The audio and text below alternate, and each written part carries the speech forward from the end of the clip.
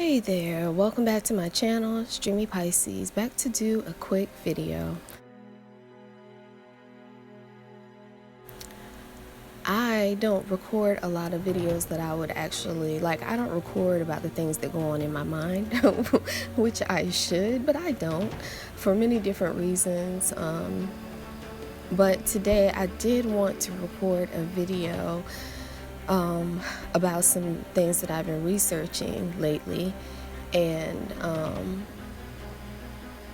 it's just a lot. It's a lot just that my thoughts about the information that I'm taking in. So I'm a little behind the cuff with the information, but I've been doing lately,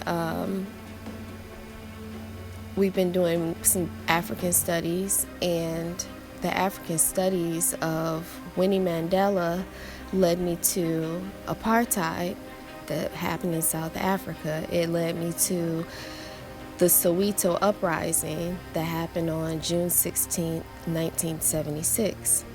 And so I had to find out what apartheid was. I have seen children's books about apartheid. I have heard people talk about apartheid, but I had never took the time to research it until now.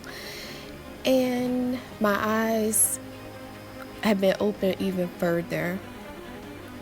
As everyone knows, maybe you don't know, but what you should know is we all live under a new world order. And when I found out about apartheid, I said, wow, that is South Africa's new world order. It's just different. It has a different language, little variations, but it is still the European infiltrating into their land and boxing the people in and keeping them out with electrical fences. You come into their land and you corral them and you separate yourself. We're going to separate, and you take over their land. I was like, what? And then, but this is the story that happens over and over again, but I just didn't know about this particular story. And you take it over and you proudly proclaim that this is your land. These Afrikaners are saying, this is our land. We will fight for our land. They will stay out of our land. We are going to fight for our, I'm like, what? So the Africans are not going for that. They're not happy. They're not happy with it. They're not going for that. They're like, no, we're tired of being boxed in. So they are fighting back. And the South Afrikaners are fearing for their life. So all of these things have happened, and it's something that's still affecting them today, but we don't really hear about it over here. All we hear about is Trump this, the government this, molestation, pedophilia this, Beyonce this, food that's no good for us, this, that. That's what we're constantly getting. So I'm glad that I kind of started researching again, because I really had taken a break. I used to research a lot in the beginning of my journey, but I stopped because I started doing other things, and I pretty much had filled up on so much knowledge. I was able to kind of work with what I had, because it was so much when I was just digging and digging and digging, trying to find information and answers. And I got to a point where I was like, okay, I'm good. But I still would take in information, just not that deep, plus I was doing my business. It was a portion of time where I was going to school and just different stuff. So, but now, thankfully, I'm back to digging and looking at things and expanding my mind so that I can help other people to expand their mind. And that doesn't mean, of course, why do people that kind of have awareness, why do we always feel that we have to give the disclaimer that we don't know everything? No, I don't know everything. It's just internally in my spirit, I know things.